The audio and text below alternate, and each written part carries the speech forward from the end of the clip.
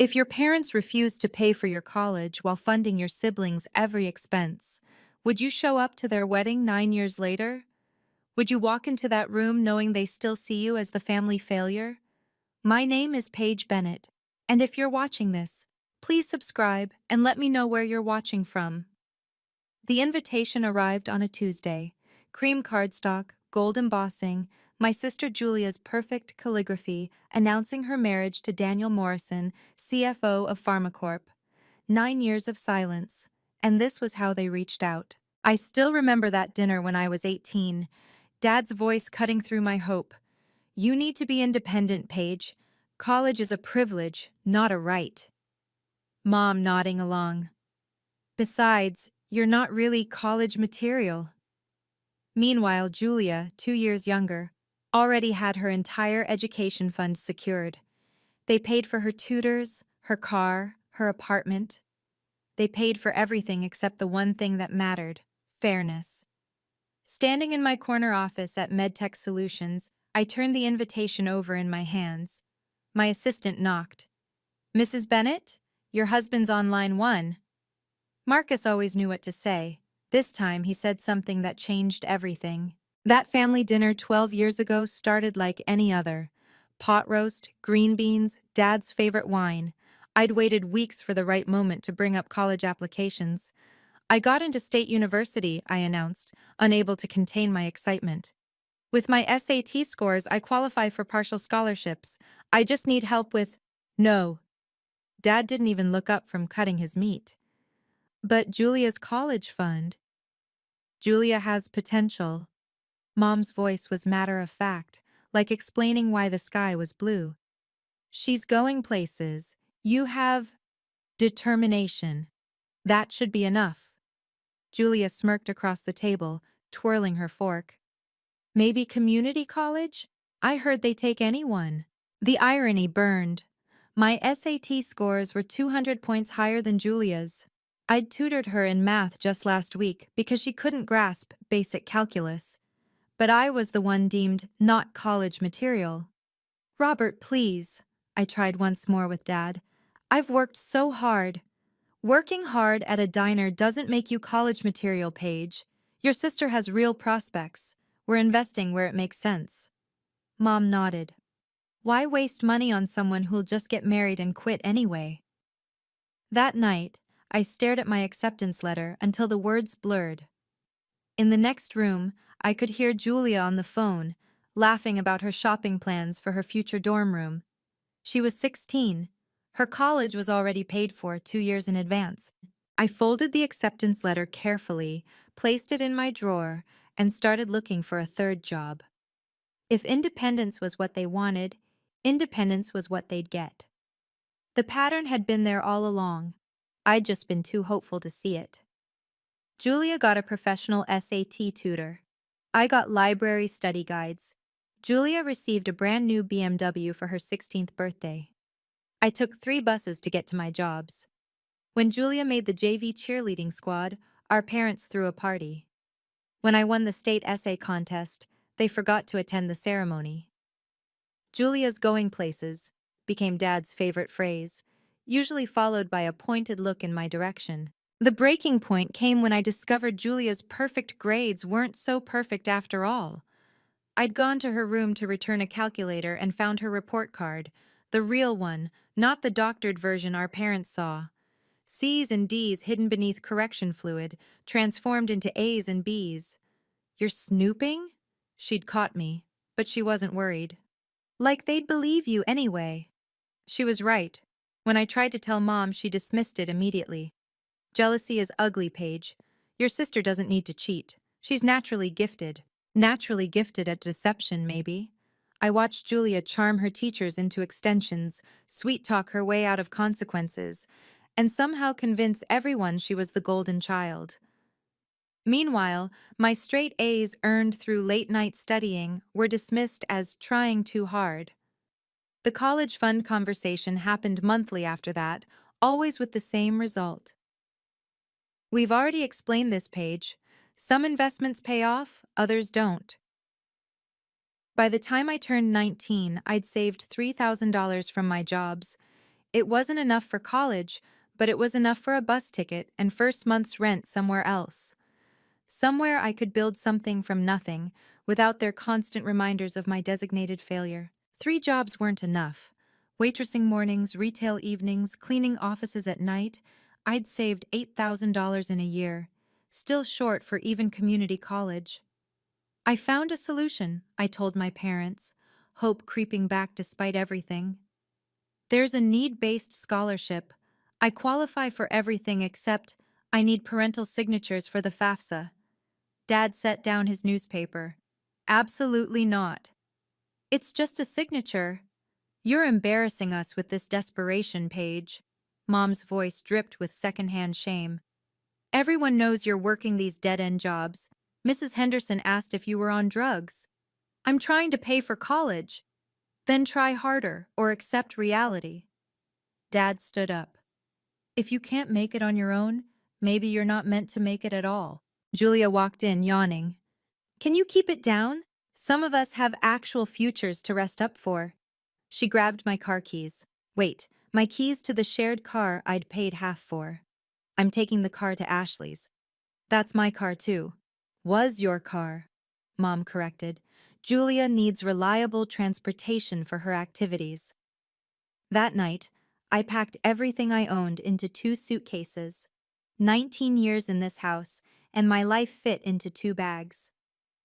I left a note. Getting that independence you wanted. Mom found me at the door. If you leave now, don't expect us to catch you when you fall. I won't fall. Everyone falls, Paige. The difference is, Julia has us to catch her. I walked out into the rain. No car, no family, $8,000 to my name. Within an hour, Julia had posted photos of her redecorated new room, my former room, on Instagram. The caption read, "Finally got the space I deserve." 5 years of silence cost more than I'd imagined. The 8x8 room I rented had a hot plate, a mattress on the floor, and a desk made from a door I'd found on the street. Luxury was choosing between ramen flavors.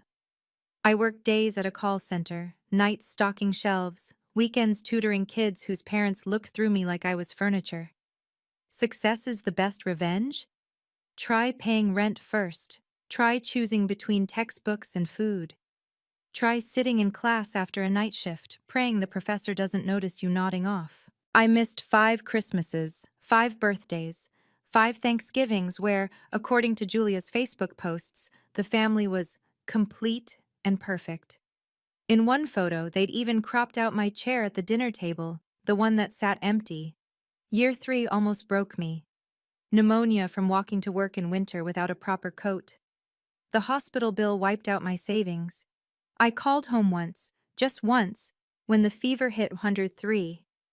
Paige? Mom's voice sounded surprised. Are you calling for money? I'm sick, I wanted... Your father was right. You can't even take care of yourself. Julia's thriving at university, by the way. Made Dean's List. I hung up. Later, I learned Julia's Dean's List was fabricated, but that didn't matter then. What mattered was surviving until tomorrow, then the next day, then the next. The cost of independence wasn't just financial, it was eating alone on your birthday. It was watching other students' parents visit campus while yours pretended you didn't exist. It was building yourself from nothing while carrying the weight of their prophecy. You'll fail. But I didn't fail. I just learned to succeed quietly. Sometimes strangers believe in you more than family ever will. I met Marcus in the university library during my 4th year. I'd finally saved enough for part-time enrollment. He was reading a medical journal. I was debugging code for my entrepreneurship class at 2 a.m. That's elegant coding, he said, looking at my screen. Self-taught? YouTube University, I mumbled, exhausted. He laughed, not mockingly, but with genuine warmth. Same here. My family owns hospitals, but I learned programming because medicine's future is digital. We talked until sunrise. About healthcare technology, about innovation, about building something meaningful. He never asked why I looked tired or why I ate vending machine dinners. He just saw potential. I'm working on a startup idea, I told him weeks later. Healthcare administration software. I know people who need that. My family's been looking for solutions. Professor Smith, overheard us. Paige, there's a paid internship at MedTech Solutions. They need someone who understands both healthcare and coding. Interested? The internship paid more than my 3 jobs combined. For the first time in 5 years, I could breathe. Marcus helped refine my project, introduced me to advisors, never once making me feel like charity. Why are you helping me? I asked one evening. Because you're brilliant, and you don't even know it. He paused. Also because anyone who works this hard despite everything deserves someone in their corner. I didn't tell him about my family then, but somehow I think he knew. The way he'd casually pay for coffee, or happen to have extra textbooks, or invite me to dinner with his family where his mother would insist on sending leftovers. His mother once said, "Family isn't always blood, dear." She was right. If you've ever been the unfavored child, drop a comment below. How did you overcome it? I read every single comment, and your stories help others know they're not alone. And please, hit that subscribe button if this resonates with you. It really helps me share these stories with people who need to hear them. Now let me tell you what happened when I finally graduated, and how the silence from my family spoke louder than words ever could. Graduation day. Summa cum laude. The dean called my name, and the auditorium erupted in applause, except for the 2 empty seats I'd foolishly reserved. Your real family is here, Marcus's mother whispered, squeezing my hand as I returned with my diploma. That same morning, Julia had posted on Facebook, "Spa day with mom. #blessed, #mother-daughter goals." The timestamp showed they were getting manicures while I was walking across that stage. Marcus took photos, his parents hosted a celebration dinner, and his father, the man who ran Westfield Medical Group, raised a toast. To Paige, who proves that character matters more than circumstances. The MedTech Solutions offer came that evening. Starting salary. More than my parents made combined. I stared at the number, remembering Mom's words. Not college material. Take it, Marcus encouraged. You've earned this. A week later, curiosity got the better of me. I checked Julia's university page.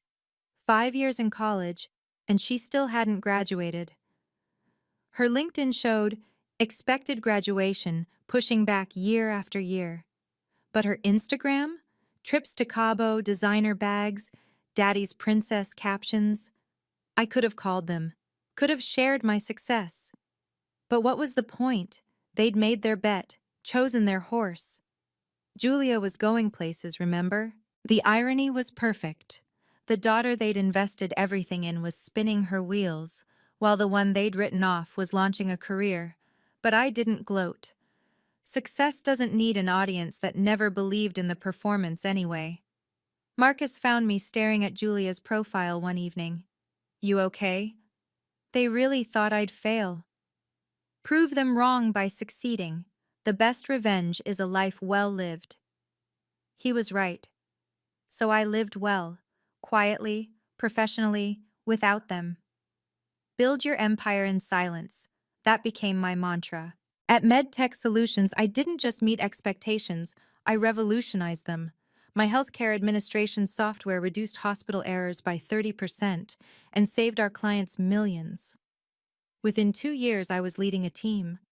Within 3, I was VP of Development. The 30 Under 30 nomination came as a shock. Standing on that stage, accepting the award for healthcare innovation, I thought about Dad's words. Some investments pay off, others don't. Marcus proposed that same night. Not with fanfare or public display, but quietly, privately, the way we'd built everything together. His family welcomed me like I'd always belonged. His mother started introducing me as my daughter, without the in-law qualifier. Our wedding was small, 50 people who actually cared about us. No empty seats, no cropped photos, no one questioning if I deserved to be there. Marcus's father announced at the reception that I was being promoted to CEO of MedTech's new division. She's the future of healthcare technology, he told the guests. Meanwhile, Julia's LinkedIn still showed senior manager at PharmaCorp, a position that didn't exist in their corporate structure. I knew because we'd started preliminary partnership talks with them. Their actual senior managers were all listed on their website. Julia wasn't among them. This contract will change everything, our CFO said, sliding the Westfield Medical Group papers across my desk. $50 million, the biggest deal in MedTech's history. Marcus had recused himself from negotiations to avoid conflict of interest, but his family's company needed our technology desperately. I signed my name, Paige Bennett, CEO, and felt the weight of how far I'd come. From begging for college money to controlling millions in healthcare technology. The invitation arrived the very next day. This contract will change everything. Our legal team had worked 6 months on the Westfield Medical Group deal. $50 million for exclusive healthcare software rights, with potential expansion to their 12-hospital network. Marcus stayed completely removed from negotiations, but I knew his father was eager to modernize. Implementation starts Monday, I told my team. Full integration across all Westfield facilities. That's when Sharon, my assistant, knocked. Mrs. Bennett, a wedding invitation arrived, addressed specifically to you, not you and Mr. Bennett. The cream envelope felt familiar in my hands. Julia Anderson to marry Daniel Morrison, CFO of PharmaCorp. The wedding was in 3 days. On Monday, the exact day of our Westfield contract signing. Interesting timing, I muttered. Marcus found me studying the invitation that evening. 9 years of nothing and now this? She's marrying PharmaCorp's CFO. We've been in talks with them for months about partnership opportunities. He pulled up Daniel Morrison's profile. Harvard MBA, fast-track executive, comes from old money. Looks like Julia found her meal ticket. Look at this. I showed him Julia's updated LinkedIn. Senior Manager of Strategic Partnerships at PharmaCorp. Since when? Marcus checked PharmaCorp's employee directory. That position doesn't exist. Their strategic partnerships team has 3 managers, all named on their website. She's not there. Something felt off. Why invite me now? Why the specific timing? You should go, Marcus said finally. Not for them, but for closure. The contract signing can happen Tuesday. This is your chance to show them who you've become. Besides, he smiled, I'm curious to meet the family who thought Paige Bennett wasn't worth investing in. I made a decision. We'd attend. But this time I wouldn't be arriving as the family failure. Something doesn't add up here. I spent Sunday researching. Daniel Morrison was legitimate. Harvard MBA, CFO of PharmaCorp, net worth in the millions. But Julia's story had holes. Senior Manager of Strategic Partnerships appeared on her LinkedIn 3 months ago, right after the engagement announcement. Before that, 5 years of marketing coordinator with no company specified. Her Instagram showed lavish lifestyle posts tagged @corporate life, but never once mentioned actual work. Marcus pulled up something interesting. PharmaCorp just announced they're desperately seeking healthcare technology partners. They're behind on digital transformation. And we're the biggest player in that space. Which Julia would know if she actually worked there. He paused. Or maybe she does know. Maybe that's why you're invited. I found an old college friend who worked at PharmaCorp. Julia Anderson?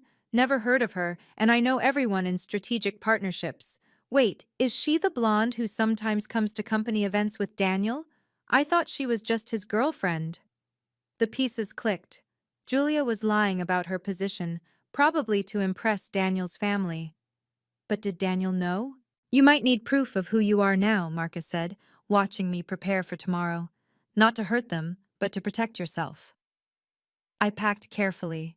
The portfolio containing MedTech's latest achievements, my business cards reading CEO, the Cartier watch Marcus had given me for our anniversary, the simple but elegant Oscar de la Renta dress, not rented, not borrowed, but mine. Dress for the job you have, I told my reflection, not the one they think you deserve. Marcus added one more thing to my bag, the signed Westfield contract papers. Just in case anyone questions your authority. Tomorrow, I'd walk into that wedding as myself. The only question was, would they recognize who that was? Monday morning arrived with unusual clarity. You might need proof of who you are now, Marcus repeated as we dressed.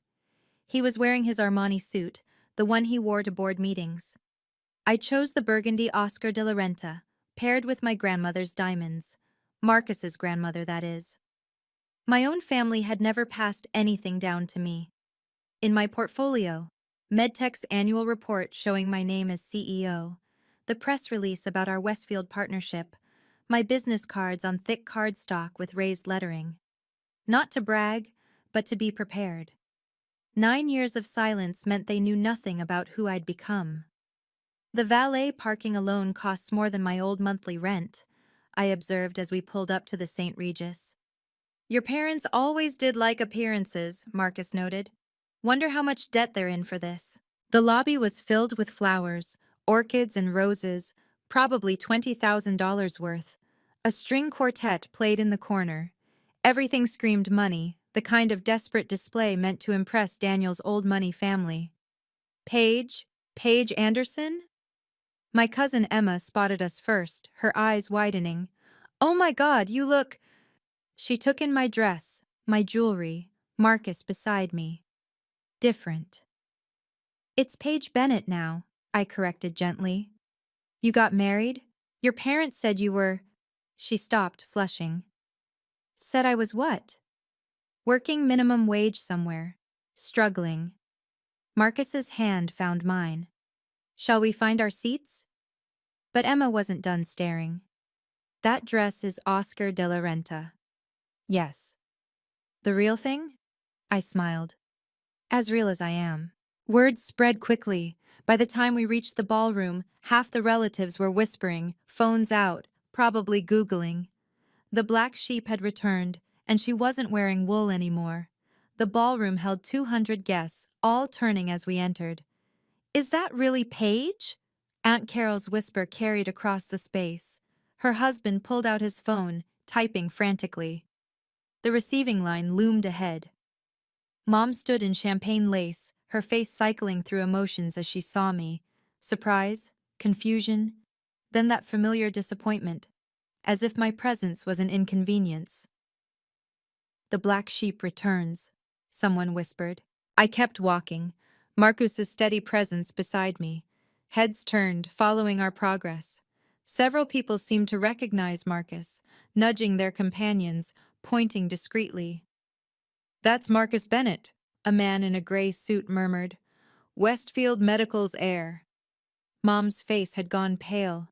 She grabbed Dad's arm, whispering urgently. He turned, his expression hardening when he saw me. Julia, radiant in her wedding dress, hadn't noticed yet. She was too busy posing for photos with Daniel's Harvard friends. Mr. and Mrs. Anderson, Marcus greeted my parents formally. Beautiful venue. Mom's eyes darted between us, taking in Marcus's Rolex, my dress, the way servers immediately offered us champagne from the top shelf. Paige, Dad's voice was flat. Surprised you could afford to come. The words hung in the air. Several nearby guests quieted, sensing drama. Affording things isn't a problem anymore, I replied evenly. That's a nice rental dress, Mom added, her old cruelty surfacing. The jewelry is convincing too. Cubic zirconia has gotten so realistic. A woman behind us gasped softly.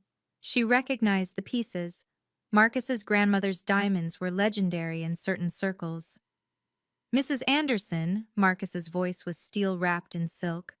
Those diamonds have been in my family for 3 generations. The silence spread outward like ripples. Mom's mouth opened, closed, opened again. That's when Julia finally noticed us. Oh, you actually showed up. Julia glided over in her wedding dress, every inch the princess our parents had paid for. Her eyes swept over me, cataloging changes, searching for flaws. Julia, I kept my voice neutral. Congratulations. How generous of you to come. She emphasized generous like I should be grateful for the invitation. Everyone, this is my sister Paige. She's been finding herself these past few years. 9 years, actually, I corrected. Dad inserted himself into the conversation. Still working those retail jobs? No. Finally got that community college degree? Mom's voice dripped false concern. There's no shame in it, dear.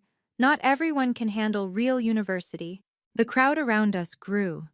Daniel's Harvard friends, PharmaCorp executives, family members, all watching this reunion unfold. Some of us buy our dresses, Julia, I said quietly, remembering her teenage taunts about my thrift store clothes. Julia laughed, bright and sharp. Some of us don't have to pretend to afford them. Pretend? Marcus stepped forward slightly. That's when Daniel appeared, champagne glass in hand, face flushed from celebration. He stopped mid-stride when he saw Marcus, his expression shifting to recognition, then confusion. Marcus Bennett? His voice pitched higher. What are you doing here? Supporting my wife, Marcus replied simply. The champagne glass trembled in Daniel's hand. His eyes darted between us, pieces clicking together. Wife? Daniel? Julia's voice wavered. What's wrong? But Daniel wasn't looking at Julia. He was staring at me, his face draining of color. You're Paige Bennett. Yes. CEO of MedTech Solutions. The ballroom seemed to inhale collectively. What? Julia's perfect composure cracked. What are you talking about? Daniel's response came out as barely a whisper. Oh God. Julia's laugh pierced the silence. Everyone, meet my sister who couldn't even finish community college. She raised her voice deliberately, ensuring all 200 guests could hear. The string quartet stopped playing. Servers paused mid-pour. This is Paige, the family disappointment. We tried to help, but... She shrugged elegantly, playing to her audience. We tried everything, Dad added loudly. Some people just can't be helped. Mom clutched her pearls dramatically. At least you found someone to take care of you, dear. There's no shame in marrying well when you can't succeed yourself. The humiliation was orchestrated, practiced, designed to put me back in my place. 9 years later, and they were still running the same script. Phones appeared in hands. Someone was definitely recording. Julia basked in the attention, not noticing Daniel tugging at her arm. Julia, stop! Daniel's voice was urgent. Oh, Daniel knows all about family struggles, Julia continued, ignoring him. His family built themselves up from nothing too, but with actual success, not... She gestured at me. Whatever this is. Julia, shut up! Daniel's shout echoed across the ballroom. Everyone froze. The groom didn't just raise his voice at the bride, not at their wedding, not in front of everyone. This person is... Daniel's face was ghost white, sweat beading on his forehead. She's what? Julia demanded, her princess facade cracking. My loser sister? She's the CEO we've been trying to get a meeting with for 6 months, Daniel's voice cracked. She controls the technology that could save PharmaCorp. Julia's mouth opened. No sound came out. We're signing the Westfield contract tomorrow, Daniel continued, his voice rising with panic. She controls our entire digital future. The silence was complete. 200 people and no one even breathed. Have you ever had a moment where the truth came out at the perfect time? Where karma showed up dressed to the nines? Share your story in the comments. I love hearing how others have overcome family dynamics like these. If you're enjoying this, please hit that like button and subscribe. Your support helps me tell these stories that need to be heard. The revelation was about to get even more interesting. You're Paige Bennett, CEO of MedTech Solutions. Daniel's words hung in the air like a confession. 200 faces turned toward me, then back to Julia, then to my parents. We're signing the Westfield contract Monday. Tomorrow, Daniel continued, his voice desperate. Your company controls the infrastructure for 12 hospitals. Julia's face had gone from white to red. What are you talking about? Your sister, Daniel grabbed Julia's hands, runs the company that PharmaCorp desperately needs. We've been trying to get a meeting for months. Our digital infrastructure is failing. Without MedTech's platform, we lose our hospital contracts. Mom's champagne glass slipped from her fingers, shattering on the marble floor. That's impossible, Dad said flatly. Paige doesn't even have a degree. She graduated summa cum laude from State University, Marcus interjected calmly. Before getting her MBA from Wharton, executive program, top of her class. Someone in the crowd was frantically Googling. Holy shit, sorry, but look at this. Forbes 30 Under 30. Healthcare Innovation Award. Her company's valued at $200 million. $200 million? Mom's voice was barely a whisper. Your sister controls our entire digital infrastructure, Daniel repeated to Julia, who seemed frozen in place. If she pulls out of negotiations, PharmaCorp loses everything. Mr. Thompson, CEO of Mercy General, pushed through the crowd. Paige Bennett, I've been trying to meet you for months. We need your surgical scheduling system desperately. Suddenly, business cards were being thrust at me from all directions. Healthcare executives, hospital administrators, all recognizing the name they'd been hearing in board meetings. Julia stood alone in her wedding dress, watching her spotlight get hijacked by the sister she'd called a failure an hour ago. This can't be real, she whispered. The girl you called not college material graduated summa cum laude. Marcus stepped forward, his presence commanding attention. I'm Marcus Bennett, heir to Westfield Medical Group. Paige and I have built something extraordinary together. I opened my portfolio calmly, pulling out materials I'd hoped I wouldn't need. MedTech Solutions, $200 million valuation, 12 hospital systems as clients, 500 employees. My business card gleamed as I set it on the gift table. CEO. Not struggling, not minimum wage, not family disappointment. We've revolutionized healthcare administration, I continued, my voice steady. Reduced medical errors by 30%. Saved our clients $40 million in operational costs last year alone. Phones were out everywhere. People Googling, gasping, showing their neighbors. My TED Talk on healthcare innovation, the Wall Street Journal article, the Forbes feature.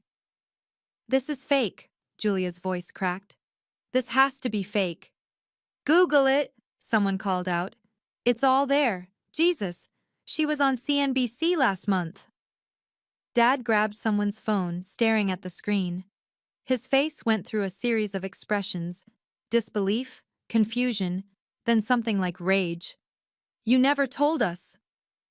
His accusation hung in the air. You never asked. My response was simple. 9 years of silence, remember?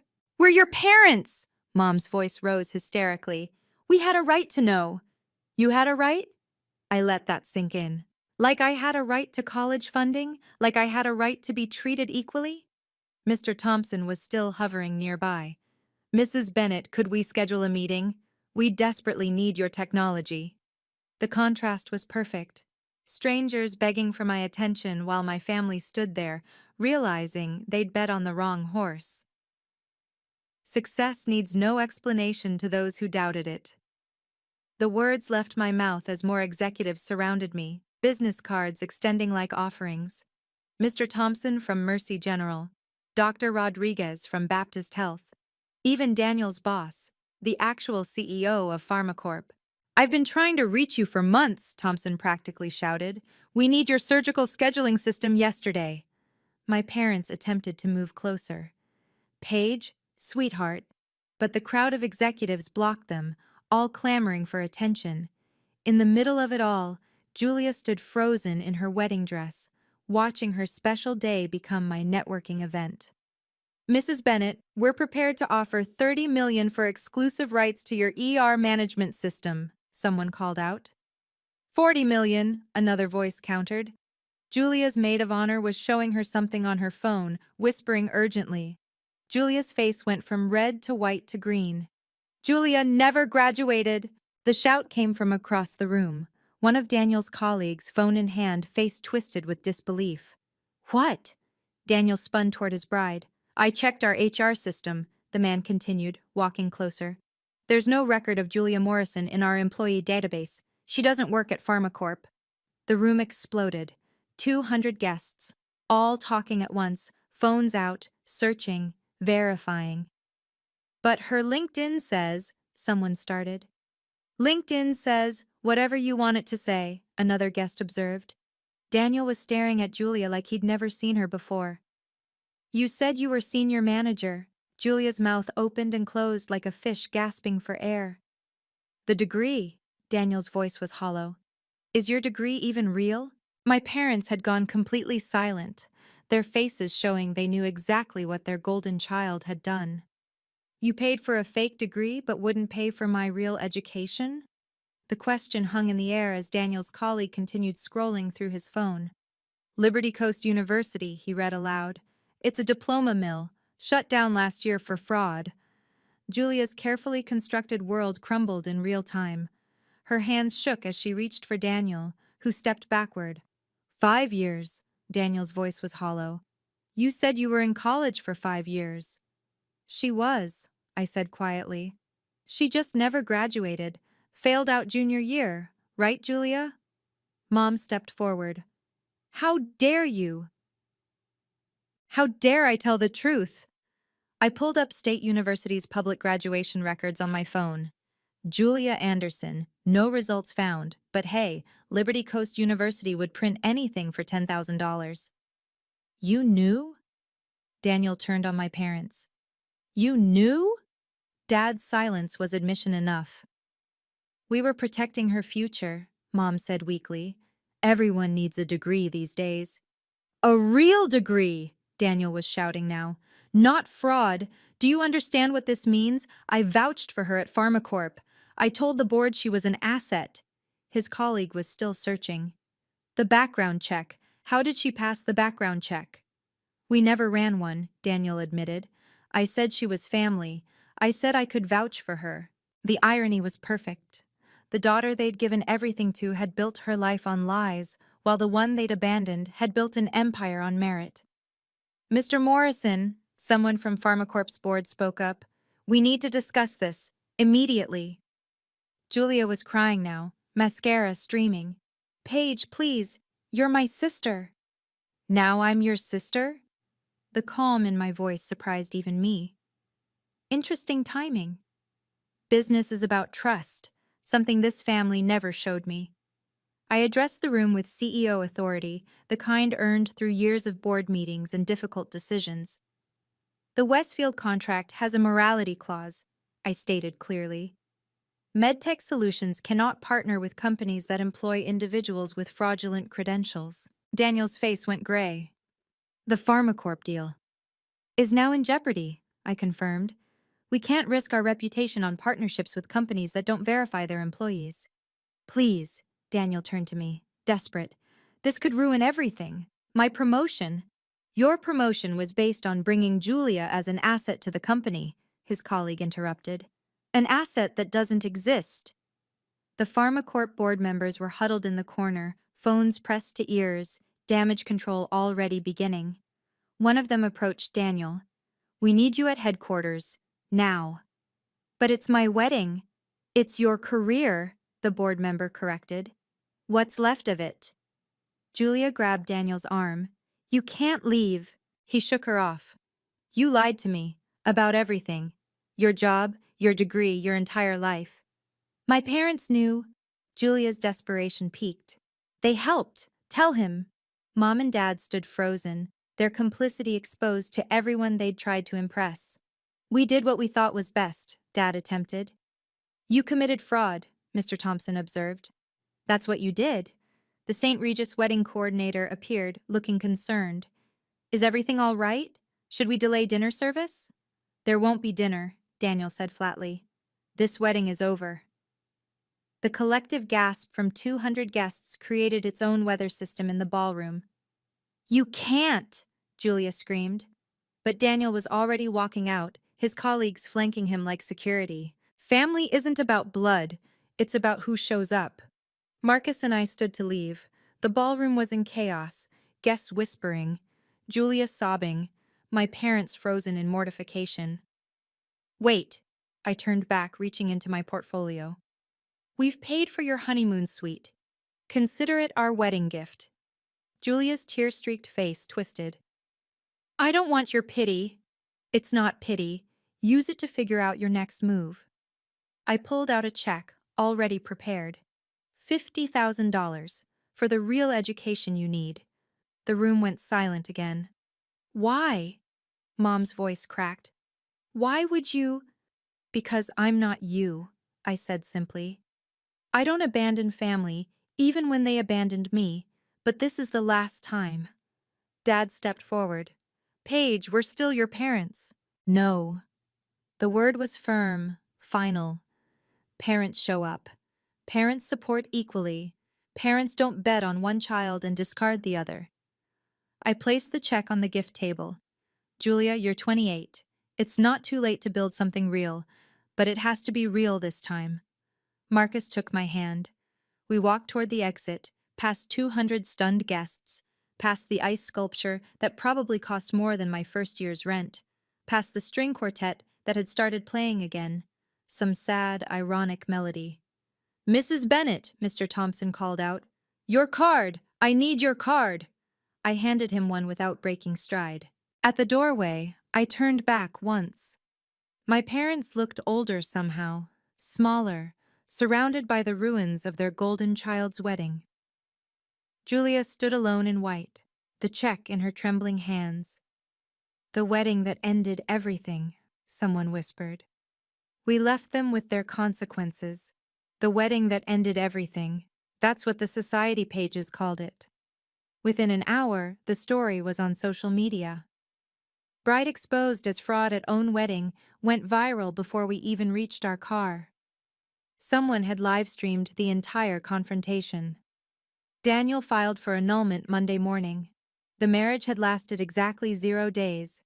He also resigned from PharmaCorp before they could fire him, his reputation destroyed by association. Julia was escorted from PharmaCorp headquarters that same Monday. Security guards, boxes of her things, except there were no things. She'd never actually worked there. The security footage made the evening news. Local woman exposed in corporate fraud scandal. My parents' social circle reacted swiftly and brutally. Mom was removed from 3 charity boards within a week. We can't have that kind of scandal attached to our organization, the president of the Ladies' Auxiliary told her. Dad's business took an immediate hit. 40% of his contracts canceled, citing trust issues and reputational concerns. His biggest client called personally. Robert, if you'd lie about your daughter's credentials, what else would you lie about? The country club revoked their membership. Marcus showed me the texts Julia sent, dozens of them. You ruined my life. This is all your fault. I hope you're happy. I wasn't happy. I wasn't sad either. I was free. She's not taking responsibility, Marcus observed, reading over my shoulder. She learned from the best, I replied, thinking of our parents. The $50,000 check remained uncashed. Pride, probably. Or maybe she thought it was another trap. Either way, the offer stood. Real education for a real future if she ever chose to take it. But first, she'd have to admit the truth. Reputation takes years to build, seconds to destroy. Julia's name became toxic in the pharmaceutical industry overnight.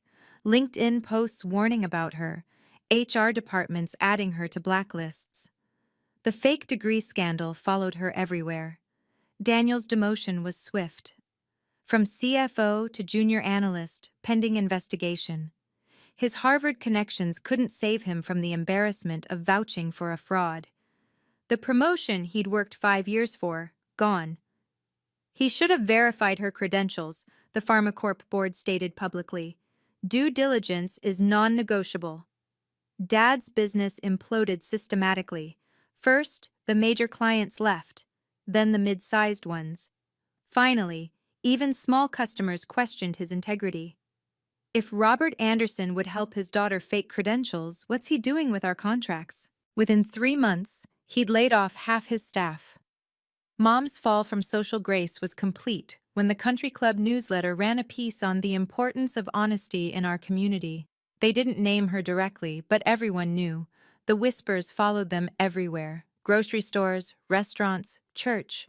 There go the Andersons. Remember the wedding? Our phone rang constantly those first weeks. Reporters, bloggers, anyone wanting the inside story. We declined all interviews. The truth had been public enough.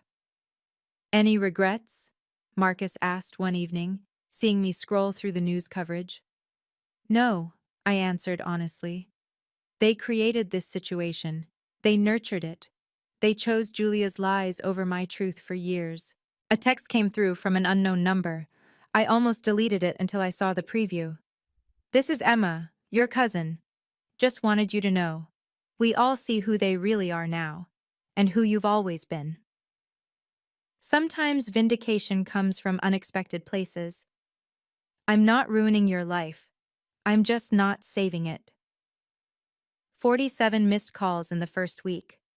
Voicemails oscillating between anger and desperation. Paige, this is your mother. Call me immediately. How could you do this to your family? Please, sweetheart, we need to talk. You've destroyed everything we built. I'm sorry, we're sorry, please. Dad showed up at MedTech's headquarters on week 2. Security called me from the lobby. There's a Robert Anderson here. Says he's your father. Should we follow standard protocol for unauthorized visitors? I replied. I watched on the security monitor as they escorted him out. He looked older, smaller, his usual commanding presence deflated. Mom tried a different approach: emotional manipulation via email.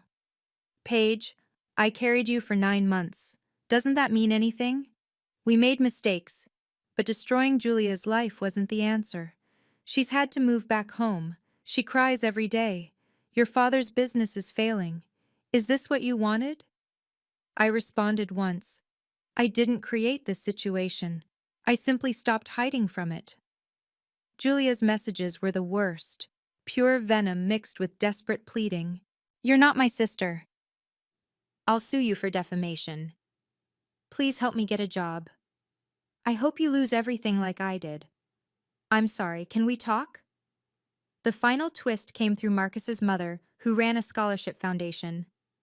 We're funding 10 full scholarships for first-generation college students, she announced at dinner. Paige insisted on anonymous funding, but I think people should know she's giving back to kids in situations like hers. Kids whose parents won't help? Marcus asked pointedly. Kids whose parents can't see their potential, I corrected. There's a difference. The check to Julia remained uncashed. The best revenge is a life well lived. MedTech went public 6 months after the wedding. Opening day, our stock soared 40%. Marcus and I watched from the NYSE floor as our company's value hit $500 million. From an 8x8 room to this, Marcus whispered, squeezing my hand. The Bennett Foundation for First-Generation Students had funded 23 full scholarships. Each recipient reminded me why success meant nothing if you didn't lift others. Our real family, Marcus's parents, our mentors, our chosen circle, celebrated with us at every milestone. No empty chairs, no backhanded compliments, no conditions on their love. To Paige, Marcus's father toasted at our IPO dinner, who proved that character creates success, not connections. Meanwhile, social media told a different story about the Andersons. Julia working retail at a department store, the same kind of job they'd mocked me for having. My parents downsized from their 5-bedroom house to a 2-bedroom condo. The country club life they'd sacrificed my education for, gone. They're still your parents, Marcus said one evening, finding me looking at their downsizing announcement. No, I corrected. They're just people who had children. There's a difference.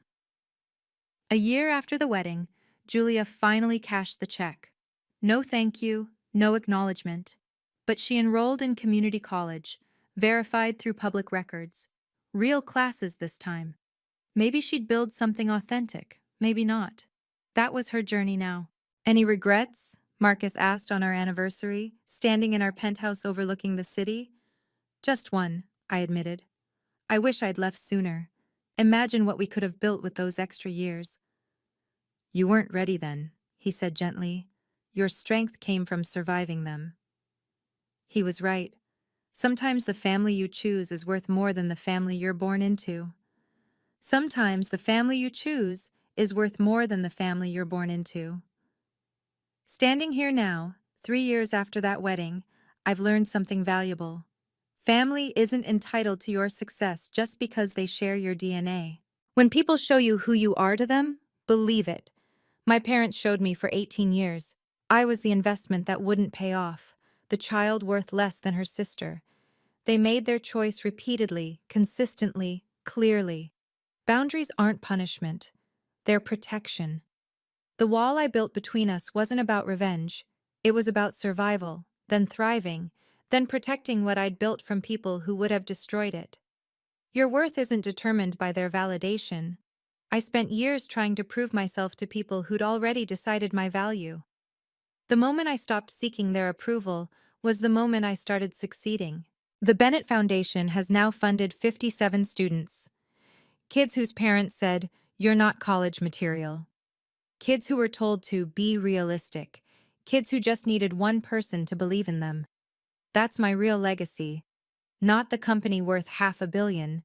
Not the healthcare innovations. But the doors I've opened for kids who stood where I stood, hearing they weren't worth the investment. Julia graduated community college last month.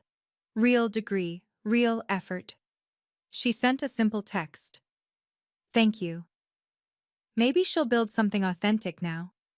Maybe she's learned what our parents never taught us, that real success can't be faked.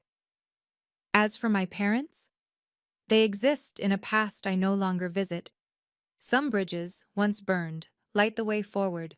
If you've ever been the unfavored child, remember this. Their inability to see your worth doesn't diminish it. Build your empire. Choose your family. Live your truth. Your success isn't revenge. It's freedom. If you've ever had to set boundaries with toxic family, you're not alone. What's your story of overcoming family favoritism? Drop it in the comments below. Your story might be exactly what someone else needs to hear today. If this resonated with you, please subscribe and share with someone who needs to hear it. Remember, you don't owe success to those who bet against you. See you in the next story.